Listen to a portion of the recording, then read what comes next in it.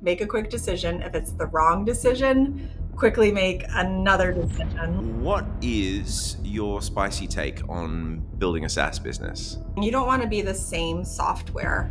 You want to be innovative and come up with awesome things because it's what your customers want, not what because you're trying to match your competition. Most of your time, make your customers happy. Do you have any other advice for SaaS founders, whether they're technical or not? I think my biggest advice is just, Shanna Huber, welcome to the show. hi, thanks for having me. I'm excited to be here. Let's start off with something spicy. So, what is your spicy take on building a SaaS business? I think something spicy is that you don't have to be in tech to found a SaaS business, which I think is can be controversial. Or if you're not tech, that other people will say, "Oh, but you have to like partner with someone and split your business and share your business with someone who's actually techie in order to be successful." Why do you think people say that, or what makes you kind of go against that conventional wisdom? Well, because I'm doing it, but I think anyone, because I think anyone can do it. Like, I'm not, I'm not the smartest person in the room, but it's important to have smart people around you. And I was one of those people that thought I had to have a tech person to start my business. And I actually started out with bringing in someone that I didn't know very well and said, "Hey, let's split this 50-50." I already had my product. It was already ready to go, but I felt like I needed someone. And then long story short, he was stealing money, taking advantage, and then I had to get it back. And it was a big ordeal.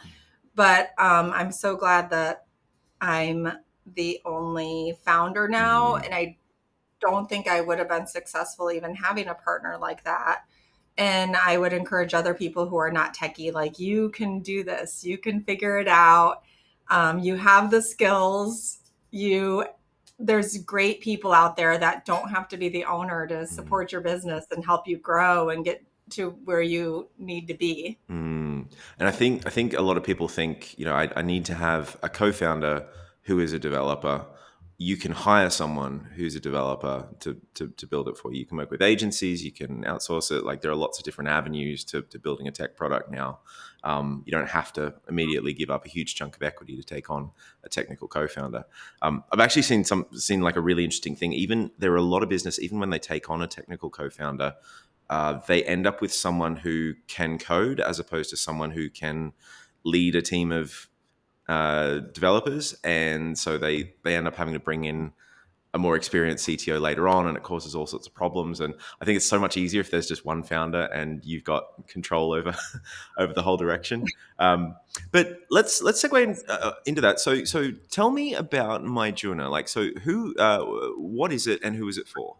So it's a software as a service, cloud based. It's basically to help nurses, mostly nurses and social workers who have their own like small consulting businesses, run their business. So it has components for like care management.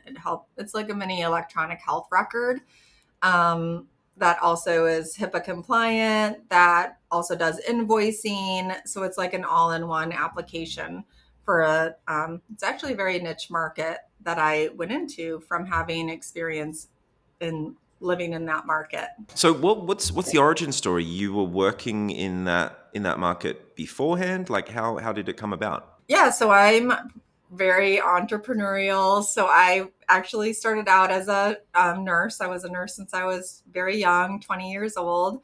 Always wanted to start my own business, and my kids were like middle school age, and like my passion was really business.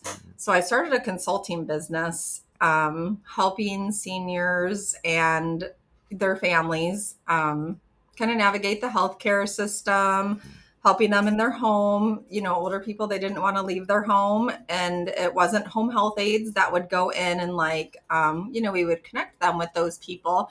But it's really getting to, the nursing, like, what is the underlying issue? Why are they declining? How can they remain in their home? So I started out doing that, and I didn't have a system that could run my business well. So I was using actually my competitors' software and other apps, kind of piecing things together. And it wasn't. I needed something with resources or something that I needed that wasn't even out there at all.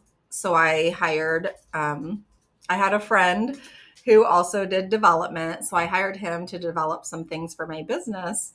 And that kind of was my passion. And I didn't even think about selling my software to other people. It was just a tool that I needed to run my business. So it took about 4 years to piece together my system that I needed to run my whole business. And then I was like, oh, this is a pretty good system. Like I think this is better than my competitor system. I think my people in my industry would love it. So I had a lot of friends and colleagues in the space. So I started showing it to them. And is this something that you would use? And yeah, went from there. So it kind of, I don't want to say I fell into it, but it wasn't on my roadmap. I always tell people God will guide you. You don't always see the whole picture. If something is in your heart to do it, just do that step. And it's like another door will open, another door will open. You don't see 10 steps ahead of you. A lot of times you just see what you need to do for the next step. Absolutely. And were you so I've seen a really interesting model where a lot of people will start with an agency or a consulting business or something else and then do exactly what you did and spot, hey, I need this for myself, build a software product and then realize, hey, there's a lot of other people that would benefit from this. Um, Mhm. were you running the consulting business alongside the SaaS business for a while, or did you leap straight into the SaaS business? Like how did you navigate that transition? Yeah, so I launched in 2019 my product. And then it was just last year that I stopped doing the consulting. Mm, And I still have some little pieces because some of it was expert witness work and that. So I still have some little pieces that are, keep popping up that are kind of annoying. I'm like, oh, I want to be done with that. But I was officially done last year. So now I'm in the software full time. But it is hard to manage, I would say. Recommend, other people that are listening, just hire great people mm, and have them be your support. You can't do both full time, and one is always going to be lacking. So I feel like the software now that I'm focused on it full time is doing a lot better.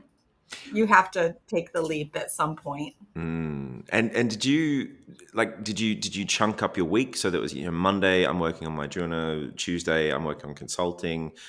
Did you kind of mix both into the same workday? Like how did you structure your time to be able to juggle both of those and keep everything in the air? So I had employees on both sides. So I had employees in my consulting business and my Junna. Mm, So I did as much as I could with the employees. So it was kind of like random. Um, yeah, I wish I had some system, but it was kind of like the Wild West, like, what needs done today? Do I need to work Saturday? Do I need to work 12 hours today? Um, so consulting is kind of like this. So mm. there was some points where I was focused on the software and then all of a sudden everything would pile up and then I would just disappear from the software and just focus on the consulting. So it's hard to juggle all those pieces. Absolutely. So I don't have any wisdom besides just you have to work hard and yeah, figure it out as you go. Yeah. I think that's kind of the thing. Like, there's a they talk about like you pay for it one way or the other. If you either hire people who are expensive, or you end up having to spend more time managing them, or you don't hire people at all and you just have to work harder and longer hours to make it all work. Like, there's no real shortcut there. But yeah, I know a lot of people are sort of doing I've got the software thing on the side, or I've got this software thing, but I need to bring in a bit of extra cash somewhere to pay all the bills, or they started off with a service business and now they're stepping into software, and so there's a lot of people that sort of running two at the same time. I used to do that, and I used to feel really guilty about it because I used to feel like I'm not giving my full attention to either one of these things, and it sort of felt like if I could just focus on one thing, then I'd rather be really good at one thing than trying to juggle both. But the reality of running a business, especially at an early stage, is you kind of need to keep both plates in the air. You mentioned a while back that you are expanding into a new market. How like when is the right time to expand into a new market, and how do you go about making that decision? I think you just have to be really solid in one market. If you spread out too thin, then you have too many people wanting too many features, and it's like, who's my target? So I think once you get really established in one market, and then we started seeing sales slow down a little bit because we are now saturated in that market. I feel like we're not growing like this anymore. We're just kind of growing a little bit slower because it's a niche market. We've marketed to all the people that are going to switch. We're not growing at the same rate. So then researching different markets, you really have to research it before you just jump into it. So we looked at, who do we align best with? Who do we have? Like, do we have a few customers in that market? Because we did explore like totally different markets that were like, well, I think we could fit into this. So Mm, for instance, we looked at, we have a couple customers that do the care management, but they also do consulting or counseling. mm, So we looked at counseling and really researched that because that's a huge field. But then we're like, well, simple practice is awesome. It's a great application. And they're like they start at $30 a month. So the price is low, and we would have to build out a lot to even compete with them. And they're niche to that. So we're like, that's probably not the best fit. So we just kind of looked around at different things and how could we scale in a different market? Where are we more closely aligned with? And where is there opportunity? So the market we're going into, there's not a lot of people in that market. mhm, We have customers already in that market. mm. They're very closely aligned with what we're currently doing. So you're not just leaping into something completely different. You're starting with, hey, we've already got a few customers there. It's another market that we feel like we could dominate pretty quickly, or we could build up a sizable kind of presence fairly quickly, and there's Mhm. an opportunity there away from. And you said that the trigger point for that decision, where it's like, hey, it's time for us to look at expanding into a new market. That was when you started to max out your existing, you started to see the growth dropping off. We started to see saturation. Like, what does saturation look like? Was it that you'd already contacted every single person in your space, because that happens? Was it something else? Yeah, we learned from a recent conference we went to that you're saturated in a market when you hit about 10% Mm, of customers within that market. So we looked at our current market, and there's 2,000 people in our market, and we have over 200 of those organizations. So we're like, okay, well, that makes sense now that we're at 10%, and we're not seeing like huge sales. We're seeing like people kind of trickling over now. Um, so it's the slowness as well as looking at 10% of that mm, market.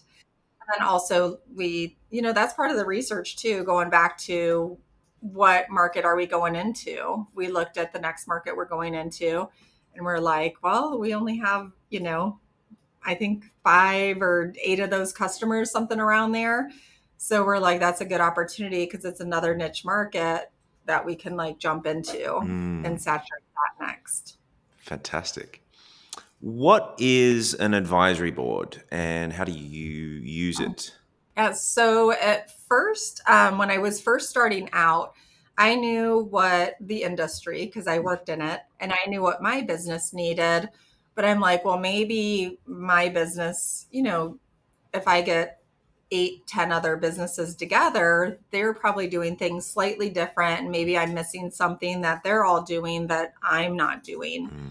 So I put out like a newsletter and said, who wants to be on my advisory board? And I think I enticed, it was 1 hour once a month.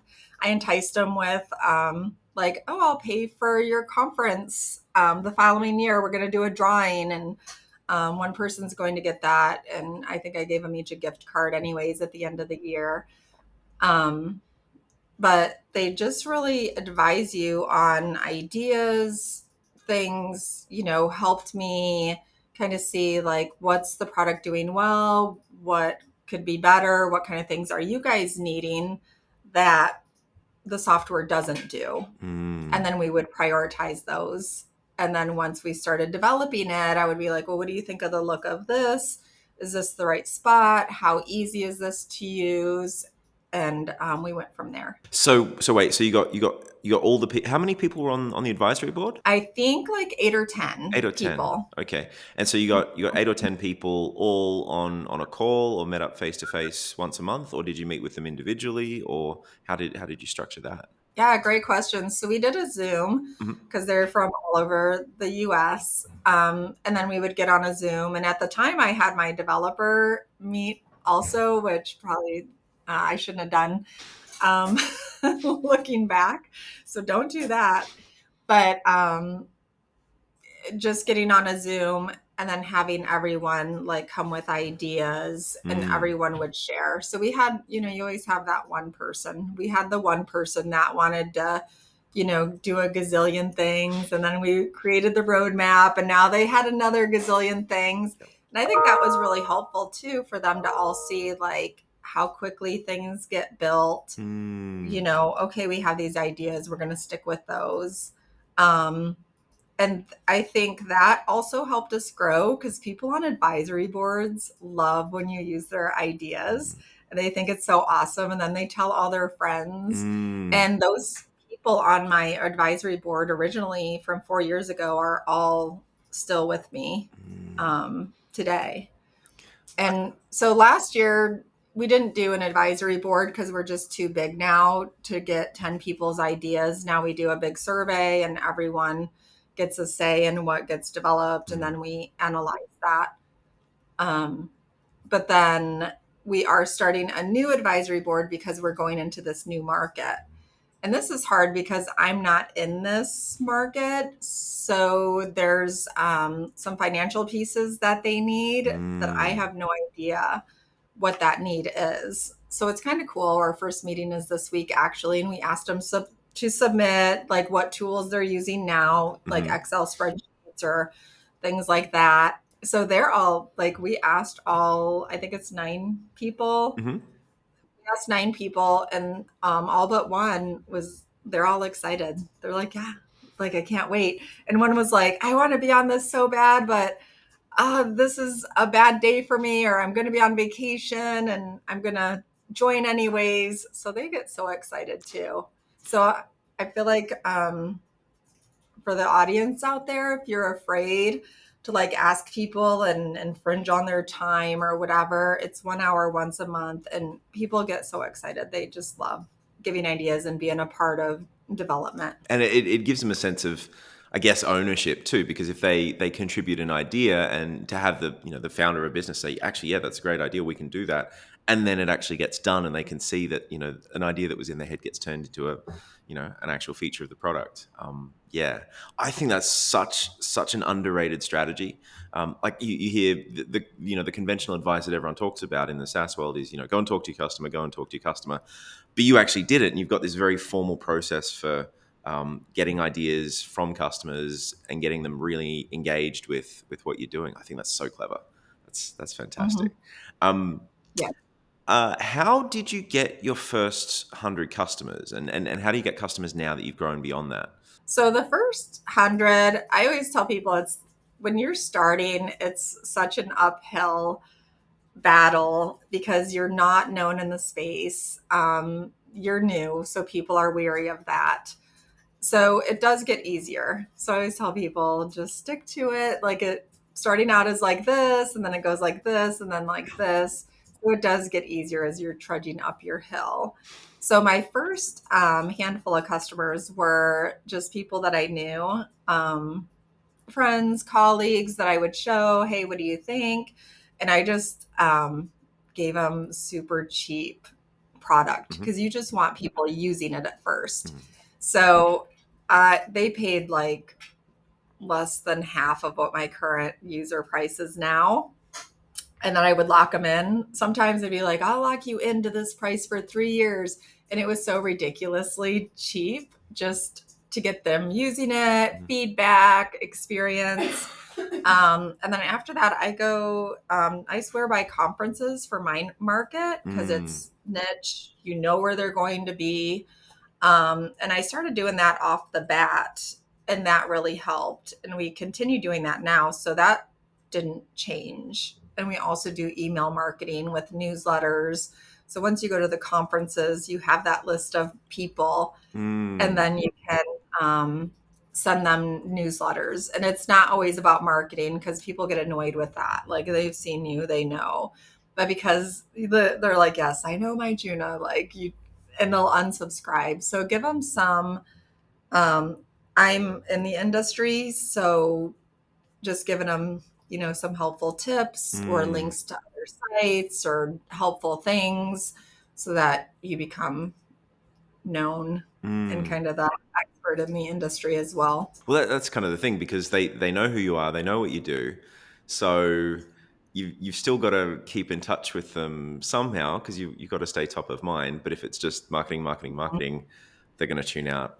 Exactly. So you take a very kind of helpful approach with the content that you're sending them. Is that the strategy? Yeah, give them helpful and also let all of your customers sell for you. Like Mm. when we go to conferences, we also bring gifts for our customers, and we're like, stop, because you want your customers to also stop at your table. You don't Mm. want them to be like, yeah, I know you guys, because you're sitting there at your booth selling, and then you have a customer walk up and you hand them a little present, and they're like, oh, we love you guys so much. We're so happy. And Mm. everyone hears that, and then they carry that around, or we get a lot of people stopping by and they're like, oh, Susan or whoever, we sat next to her at lunch, she was bragging so much about you guys. So I would say just make the most of your time, make your customers happy. Out of curiosity, like what kind of gifts do you give them? I'm and full disclosure, I am awful at buying presents for people. So this this is for my benefit I don't more than anyone else. But look, know. what kind of gifts do you like are appropriate? What kind of gifts are appreciated? Like what do you do? I was gonna say too, I'm looking forward to your gift once I hit a million. They can cut this out, but Absolutely. um I'm once looking I hit forward a to that million. too. That's going to make me super happy when I can say, "Yep." So for anyone listening, so in the startup source community, we kind of have this unofficial tradition that when you hit your first million, we send people a bottle of wine, a bottle of whiskey, a bottle of whatever. I had one guy who didn't drink, so I sent him some very fancy sparkling water. Doesn't matter, but the point is like it's a milestone. You got to celebrate these things. I think, and Yeah, I'm going to be stoked when you get there. That'll be fantastic. me too. Argentina wine. Yeah, I'm looking. That's the only reason I want to hit that. Really. Uh, now you're putting the pressure on me. What if I send you a bad bottle of wine? I'll have to get some of my friends to give some advice. Okay, I forgot the question now. What was the question? So when you're at conferences and you talked about giving gifts to your customers, which I've never heard of Oh, that what are before. That makes so much sense. That feels like because the way you described it, when someone comes up to your table, you give someone a gift. Oh wow, that's amazing, that's awesome, and you're starting all this positive word of mouth at the conference itself. That seems so clever. But what kind of gifts do you give them? So this conference I gave them Juggling Elephants. It's a book. Okay. It's a really good book. It's just about juggling life. Oh, here we go. Alexis just handed me the book. So it's these. Yeah. And we yeah, like you have to think about cost. You can see it's not that big.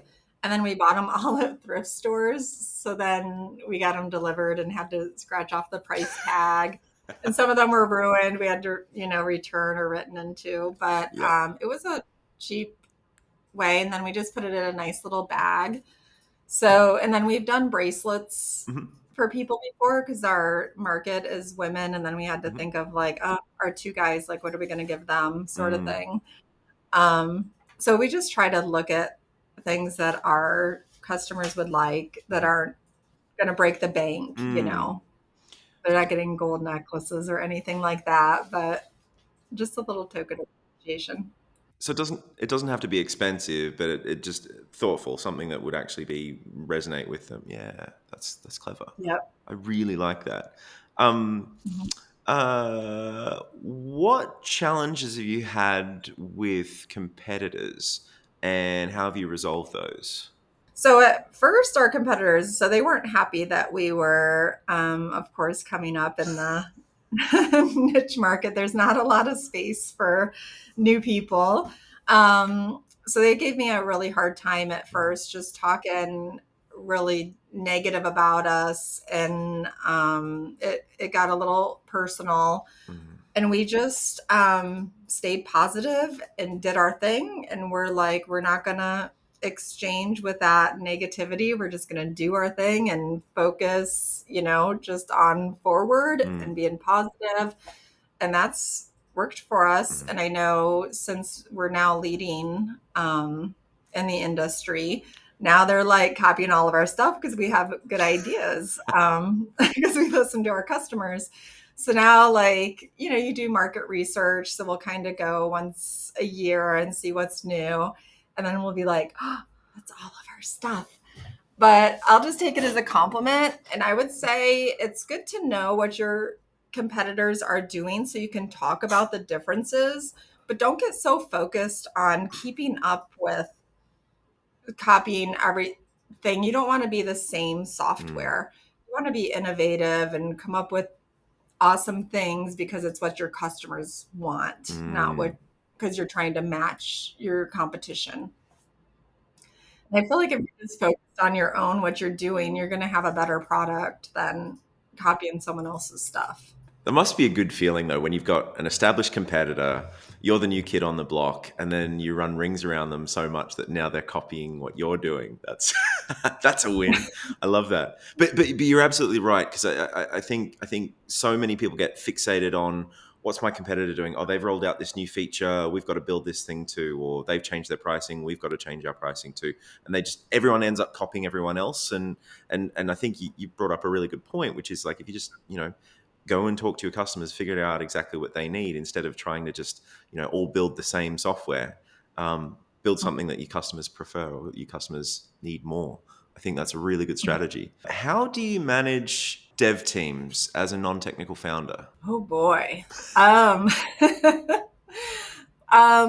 so we had that was a challenge. We've had some challenges. We've hired some consultants to help us manage dev teams. Hmm. Um, and now like we just so Nate, someone from Startup Sauce, so I can't say enough about Startup Sauce. They've been so awesome, and like just connecting with techie people that provide guidance and suggestions. And so Nate from Startup Sauce actually connected us with our current team, and we just love them, and they're an organization. We've kind of tried everything, like consultants, individual people, organizations.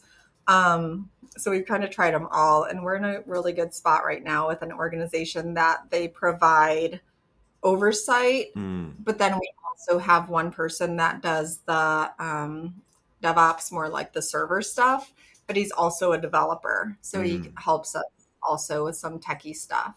So I have to say I don't have like great wisdom. I would just say what your product needs to do. Like I have to share one story. We had a developer that we had him do a feature, and he argued with us like, no, it needs to be done this way. And I was like, no, it needs to be done this way. And it came out and it was his way. So then we had to like undo it. So and then they didn't stay with us long. So I yeah. would say if someone's not working with you and they have their own ideas, like I welcome ideas. Sometimes I'm like, I don't know. What do you guys think? How do Mm, we do this? Like this is what we need to accomplish. I mm, I welcome your ideas, but sometimes you're the founder, you know what needs to be done. And if someone's arguing with you and giving pushback, it's time to move on quickly to someone else. Don't be afraid to change. It's a bit of a balancing act, isn't it? Because on the one hand, you don't want total robots. You want people who are actually going to think about it. Hey, is this going to work? I've got this idea. You want people to contribute ideas, but at the end of the day, you're the one with the domain expertise. You know your customers. You know your space. Um, it must, yeah, I can see it being really Yeah. frustrating if you've got a developer who's no, I'm going to do it my way, but I know the way that needs to be done. It needs to be done like this. Just listen to me. Yeah, I understand that. But just for anyone out there who's not technical, and I say this, I'm not a technical guy. I tried teaching myself to code once, and I got far enough to realize I'm never going to be good at this. So I'm gonna have to get someone else to do it. But I sort of learned a few little tricks and tactics. I had some mentors who kind of helped me out too on how to work with developers and how to manage them. So do you have, like, when you're dealing with your developers, do you have a call with them once a week? You have your roadmap. Do you break that down into individual tasks? Can you do a bit of a deeper dive into how you actually work with them to get a feature built? Yeah, so that was a learning curve because I'm like, I just started out doing videos like it needs to do this. And then I had to learn from my development team, like, okay, if you need, to me, it's easy. It's just like, it's just, we always tease about that too. It's just a button. It's just one button. Like, how hard is that? Just put the button there. And that needs to be broken down so much into little tiny pieces. Mm. So that was a learning thing, to break it down. So we do sprints. We Hmm. use Trello on our board and we do sprints. So every 2 weeks, we have our roadmap of what tickets need done, Hmm. and then we get them estimated, and then we put those into like sprints. Mm. So I think it's important that you have your development team estimate what they can do in 2 weeks and not you to dictate. And that's probably more for techie people that Mm. they dictate what can be done. But non-techie people, I listen to my developers and what needs Mm. done. If they say 2 weeks and it gets to be 4, 5, 6 weeks, you need to be like, okay, what's going on here? Yeah. Why is it taking so long? And just have a conversation and Mm. not hammer them, but just have accountability. That's something that I struggled with a bit too, because like as a non-technical founder, you think, okay, let's just add a button and it does this. And in my mind, that's really simple and straightforward. But what I'm not realizing is, okay, when you click this button, it does this other thing, and that breaks this other thing over here. So I need to go and fix that. And then this other thing happens over here. So I need to update that as well. And sometimes it's legitimately more complicated than what a non-technical founder might think. But there are also other situations, and this is where it gets tricky, where a developer can kind of go down this rabbit hole and they go off on this massive tangent. And it's like, no, let's bring you back to earth. Like, this is all it needs to do. It doesn't need to do these other five different things. It just needs to do this Yeah. thing. And I think sometimes I found that as a non-technical founder, I found that really difficult to be able to tell the difference between when is it that I've underestimated the amount of time that's involved in this, or when is it that the developer has just gone down this massive rabbit hole? And like for me, like having a regular touch point once a week, whether it's I like phone calls. Maybe that's, maybe it doesn't need to be a phone call. You know how they say, lots of meetings could be an email, and lots of emails could have just been a Slack message or something. But I like doing a quick call with developers sort of once a week, just to, at least just to touch base with them. But yeah, that sounds like something that Yeah. a lot of people underestimate, especially if, when I was a non-technical founder coming into it for the first time, I thought, yeah, it's a button. How hard could it be? But then I really like your approach of ask the developers to estimate how much time it's going to be. I don't know about you. I've always found that they'll give you the most optimistic estimate, and things often end up taking much longer than what they initially estimate. So I usually tell them, just give me a realistic estimate, or give me like a best case scenario and a worst case scenario, so I've got I can plan around that. Do you do something like that as well, or how does that work? Yeah, I love the best case. That's why I love this group and talking to you. Like, I get such good ideas. So I like the best and worst case scenario. We don't do that. Mm. I tell them, just give me the worst case scenario, because then I'm always pleasantly surprised when I see tickets moving. I'm so excited. So, and we do meet once a week with the Yep. whole team, and we get on a Zoom and we talk. And they also like we have Slack, so they'll Slack me things, put questions and that within the tickets. So I do Mm, check those every day. But once a week, we do meet and go over any questions they have in person and how's everything going, anything new happening. They give me suggestions and feedback. And that's why it's important to have a development team. Like you said, you don't want a robot that just does what you say, because sometimes what you're saying is wrong, or they're like, you have you thought about X, Y, and Z? And sometimes I'm mm, like, no, I didn't mm, even think about that. So it's important you have that communication and someone that's okay asking you questions and mm. calling you on that. Absolutely. You mentioned before you had that one developer that was just pushing back all the time. Are there any other red flags that you would see that would kind of tell you that a developer is the wrong fit? Yeah, if they're like have a farm and they're, sending you pictures during the day of their sheep giving birth and things aren't getting done. Wait. Back. Like. There's a story there. There's a story there. What happened? So we had an awesome developer. He was just kicking it. We were loving him. Like, and then all of us, and he had a farm. So he would like talk about our farm. Very nice person. But then all of a sudden summer came, and summers on the farm or in Canada are much different than winters on the farm in Canada. So then all of a sudden, like nothing was getting done. And he's like, oh, look at my baby sheep. I birthed it this morning. And he's sending us, we'd be like, can you meet about something? Something's happening. And he would come in like all sweaty. And he's like, hi. Uh, We're like, this guy's not working. He's working on his farm. mhm, So I know that's a one off, but just being aware and, you mm, know, knowing like even though we loved him, we weren't willing to wait till winter came back around to like get things done. So yeah. don't be afraid if someone's rocking it and all of a sudden something changed. Maybe it's not you. Like look at Mm. the big picture. Um, are there what are some tips that you would give to other SaaS founders, especially about their first hires? Not just developers, but just in general. Hire for what you need and what you like don't want to do. So Alexis was my first hire, actually. She's still with me today. So there's things, I would do the demos, kind of the higher level stuff, Hmm. and I would get the Excel spreadsheets, all the weird little stuff that Mm, would take up my time from being focused on the bigger picture. And then once we did our other hire, after that, I asked her, like, what do you like to do? What do you not like to do? So then she got to do the things she'd like to do. And then we pass on the things that we both don't like to do to the next person. right. And now we have a team of, she's laughing next to me.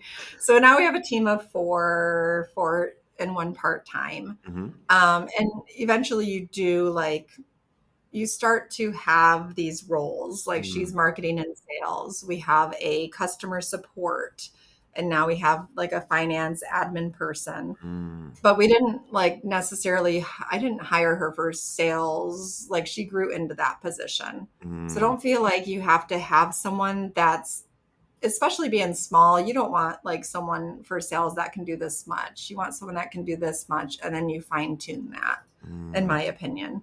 And that's also more cost effective. And then you can, as their position grows, their salary can grow. It must be a really nice feeling to have someone that started with you fairly junior, and then you gradually feed them more responsibility, and you can see, oh, actually, they did a really good job of this. I'll give them a bit more responsibility, and they're nailing that too. I'll give them a bit more responsibility. Like, I don't know if you find this. I've found I've had a few employees that have done that, and as a boss, as an employer, it makes me really happy to see people really step up as they kind of grow. I don't know if you find the same thing, but that's something that I get a real kick out of. But it sounds like you've got a really good plan for getting hand off the stuff that you don't want to do, get someone else to start off with that, and then feed them more responsibility over time. I like that approach. She's amazing.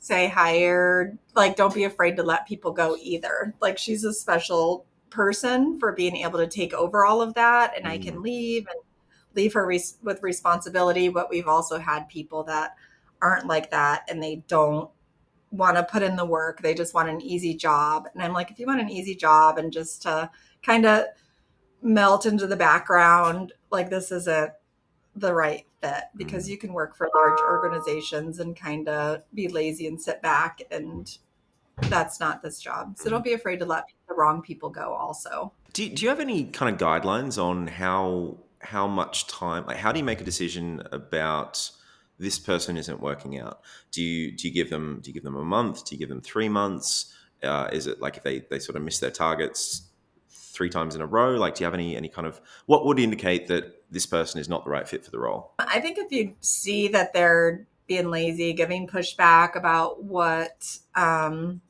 like, you give them tasks and they give you pushback, or they don't want to do this, or they're like, oh, well, I was hired for this. Mm, Like, that's not the right fit. And mm, I've been really bad in the past about letting people go. I try to hang on to them and coach them, and maybe it's me, maybe I'm not explaining things well. So I hold on to people way too long, and then I'll finally like start micromanaging. And that's kind of how I've let people go, is start writing down exactly what you do with every hour. And I had one person that for 8 hours, they posted one social media post to Facebook. And they were like, well, it took a lot of time. It was really thoughtful. And I'm like, it wasn't even a blog. It was just like a reshare, like inspirational saying. So that was the final straw. Like, yeah. and that was an awful funny story. So this employee, I was texting Alexis, who's been with me forever, and she's like management now. So I'm like, we're hiring, people, and I'm texting her about, oh, we have an interview next week, blah, blah, blah. Well, it turns out she's at her computer and my phone is connected to her computer. So I'm not in the office and she's reading the whole thing. And she turns to Alexis, I guess, and she's like, are you guys interviewing for my position?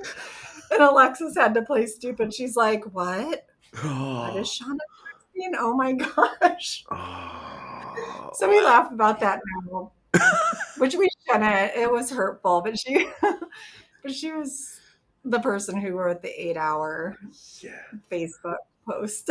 You can't. She must have known, though. Come on, like she would have had an inkling that she's not doing enough to, you know, yeah, got the mustard. Yeah, for Yeah. sure. Yep. Oh wow. A couple more questions, Shanna. What other skills have you developed or learned since you started MyJunna? Skills, I think, like we just talked about, being managing people better. Before, I felt like I was too nice and too like friendly, and there is a point that you also have to look at the business and what the business needs to grow, and not like cling on to being the nice person. Of course, you want to be the nice person and, have employment. You don't want it to be a grudge. You want it to be I want a happy, fun place to go to work. Who doesn't? We all want that. But you have to create that. It doesn't just come. Um, what other things have I learned? I guess that's the biggest thing. And I guess not about me, but just anyone watching the podcast. Like, don't be afraid, take risks. It was risky to start my consulting business and take that leap. And I was working both jobs at first doing that, like as a nurse and as a consultant. And at one point, my income wasn't what it was as a nurse, and I just had to take that leap of faith. And then the same with consulting in the SaaS business. Yeah, I was rocking it. I was making a ton of money last year, and I had to take the leap of faith and a pay cut. And just, so don't be afraid, and don't think that you have to have everything at a certain level Mm. to go to that next step. You have to just have faith and do it and believe in yourself. I think there's always that period where you have to go backwards to go forwards, right? And I think a lot of people, as soon as things start to feel a bit tough, it's not the first month where that happens, but where you're grinding away and it's month 5 or month 6 and it's been a while now, and you know that you've taken a bit of a pay cut to be able to do the thing. I think that's the point where a lot of people give up, and that's probably the point where if they just kept on going for a little bit longer, that's when things start going up and to the right. And I think a lot of people give up far too early. Interesting, just on the management stuff. Quick story. I had a mentor once, and this is going back 10 years ago now. So the talk at the time was about hiring A players, B players, and C players. So A players are awesome. You don't need to manage them. They just come in, and one A player is worth 10 B players. One B player is worth 100 C players. That was kind of Mhm. the thought process. And so what the advice that they would give people is, if you're a startup founder, you should only ever hire A players. And the reason is that they want to work with other people who are really motivated, really awesome, want to take on the world and win. Um, and those are the only people you should hire. Except that those people tend to be really expensive, and they have a tendency to leave and start their own business. Um, Mhm. which is bittersweet, right? When you see someone do that, I've had that happen a couple of times to me. So on the one hand, it's awesome. On the other hand, I lost someone really good. But then my mentor said something was really interesting. Everyone's trying to hire these A players, which means that it's really hard to find them and really difficult to hold on to them.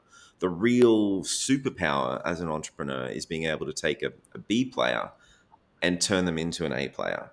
So, can you find someone who's a bit younger, a bit more junior? They've got plenty of talent, plenty of hunger, plenty of ability, but can you train them and manage them and mold them and kind of mentor them so that they can reach their fullest potential and get them to basically have the same impact as an A player? Because if you can do that, um, and you can do that over and over and over again, you've got a superpower that nobody else has.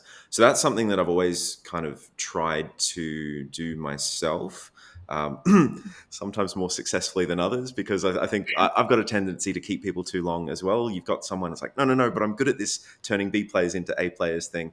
But I had a guy last year, and he just wasn't working out. Like he'd send emails to customers and he'd spell their name wrong, and just basic things like that. And it's like, okay, like I can't keep you. It wasn't a productivity thing. It was just that everything that he did was just not very good. And Mhm. you can't have anyone Right. like that. You have So someone pulling you backwards. You're going forwards. You have someone pulling you back. It's yeah, like you yeah, need to let them go. yeah, absolutely. I want to just comment to that because I know like people want to hire the best of the best, but like you just don't know. Mm, Like I feel like until you have someone in that seat, like that's why we have to let people go, and that's why we have to promote the good people. That's embarrassing to say.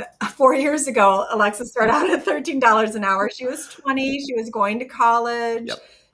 I didn't know. I just needed someone to do imports Mm, and Excels and do some things. And her major changed too. She was in business, and then it changed to marketing, mm, and kind of went in that direction. mm. So I don't know. I feel blessed and favored, and I don't know. I always laugh. I don't know how I got here besides God's grace, because I'm like, I was looking back at, so there's an R&D credit. I don't know if you're familiar with that. Hmm. I had no idea about this, but I just found out about it. So it's a tax credit that you get when you are innovative. So I had to look back from the beginning on like what I spent on development, staff, all this stuff. I'm like, how the heck did I make it here? I don't know. Cause I was piecing together like developers, like I can afford 10 hours a week right now. And I would hire people from Upwork. And then I got to a point where a full-time developer, he's like, how many people did you have working on this thing? I'm like, a lot. Can you fix it? Oh, But just jeez. yeah, you don't know. Don't think your first hire has to be 60,000 a year. Yeah. Like build people up to that. Awesome people are gonna be awesome. And I think one thing you were talking about before that I think is super interesting. Not everyone's a good fit for a startup. Like I think some people really shine in that kind of an environment. It sounds like Alexis has really stepped up. But I've hired people as well that would be better suited to a corporate job where they make a cup of coffee and they walk around and they talk to people and they don't actually have to get a whole lot of work done that day. They just need someone there. That doesn't Yeah. apply to startups. You need people that can roll with the punches and, hey, have you done this before? No, never. Can you figure it out? Probably.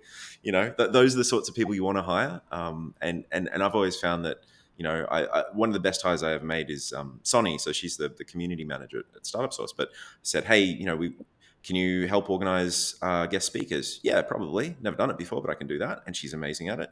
Cool. We need to work out some partnerships. Would you mind talking to this person? Yeah, probably. Sure. And so every time I give her something to do, she ends up being pretty good at it. Oh, it's amazing. It's a really good feeling. And I Yeah. think you've probably had a similar situation as well. So I just wanted to change tack a little bit now. One thing that has popped up a few times in a few of the mastermind calls in the community is a lot of founders feel stressed, burnt out, struggle with motivation a little bit. And I think as that sort of the first year when you're launching a new business, you can you've got this momentum behind you. You're really excited about what you're doing. When you're going through that grindy period that you were talking about before, when you've taken a pay cut, things are a bit harder, things are taking a lot longer. You're looking at the numbers going, well, I can afford 10 hours of developer time. When you're going through that period, um, how do you have some tips for other founders that are going through that period on how they can stay motivated, how they can deal with stress, how they can deal with feelings of being burnt out or overworked, or just not kind of making the progress that they thought they would be making? Yeah. So I think just taking care of yourself is so important. And I did let that go because you can only do so much. So these people that talk about like work life balance, like sometimes there's not balance and you're just grinding it. So I did take like meditation classes and I was meditating. I let going to the gym every day go. And I would say, don't let yourself go so far. There's going to be periods that maybe you don't have time to take care of yourself in the 100% proper way that you should, but try to do something. Mm, And because it's hard to get that back once mm, you lose it.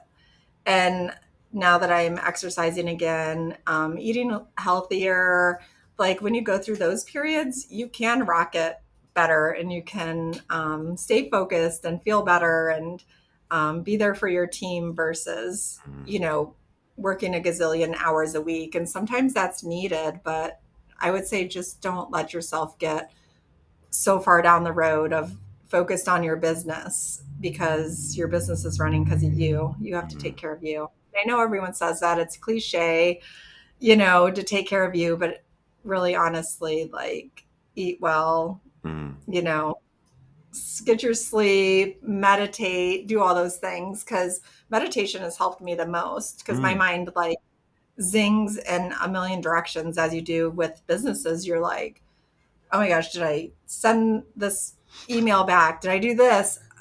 Oh my God, did I forget to do this? Well, here's an idea of how we can grow this. And my mind goes in a gazillion different directions. Yep. So meditation, even though I don't meditate, I learned to quiet my mind of all of Mm. those things. So even without meditation, now I can quiet that down and kind of redirect. Were you doing it in the morning or at night, or like when was the best time of day to do it? So one of my friends did a meditation class, so I learned to meditate, and she would always be like, so what is your practice? Are you doing it every day? I'm like, nope. So it was just whenever I had a moment, Mm. a lot of times just sitting outside. So I'll even do that now. I'll get my Diet Pepsi, I'll go sit outside, sit in the grass. So whenever you can, I would say if you have a certain time of the day that you can do that, that's best. But for me, I wing a lot of things. So so I would wing it, do it in the evening, morning. I would say midday is probably ideal. And Shanna, do you have any other advice for SaaS founders, whether they're technical or not? I think my biggest advice is just don't be afraid to take the leap and um, make quick decisions. In the beginning, I had someone tell me that they didn't think I would be successful because I made such snap, like quick decisions. But I think that's a benefit. And I know a lot of entrepreneurs that are also successful and they make fast decisions. And I always say my motto is make a quick decision. If it's the wrong decision, quickly make another decision. Like you can change your mind. You don't have to like hold stone to like every decision. Yeah. Um, yeah, and just don't be afraid. Get out there, do it. Like I feel like if it's in your heart, there's a reason it's there pulling you. And don't have a plan B. I hear a lot of people say, my plan A is to grow my SaaS business, but my plan B as a backup, blah, blah, blah. And I always say, your plan B is change whatever's not working with plan A and Mm, just do it. mm. I like that a lot. I really like that. Because if you've got this safe, cushy plan B, you're not going to throw yourself at plan A enough to make it work. You have to change things if something's not working, but then you have to just believe in yourself. Are there any books or tools or resources that you would recommend to other founders? So we started Traction this year. It's by Gino Wickman. Are you familiar with that book? No, no, talk me through it. I love this book. I actually did it with my consulting business, but I didn't have a big enough team that like to do it with. But it just breaks down. It's how to manage your teams. It Mm-hmm, also breaks down what is your 3-year plan or goal, mm-hmm, and that breaks it down into what is your 1-year goal, and then you break that down into quarterly goals. And my team meets once a week now, and we come up with what are the issues, what is not working, what is our solutions, and it gets everyone involved with what are the solutions, and then we create to-do lists from that. And it's very structured, and my team loves it because before we did this we were all like kind of like on fire with, we're all sitting together in the same room and we're like, this is a problem, and we're trying to troubleshoot, but we felt like we were never moving forward with the solution. It was just brainstorming and then we would never do it. And now it feels like you're like moving forward, solving problems. You can see the you accomplishing goals every quarter. mm-hmm. So we all just love it. I think it's hard to do on your own. You can certainly do it even if you're a solo person.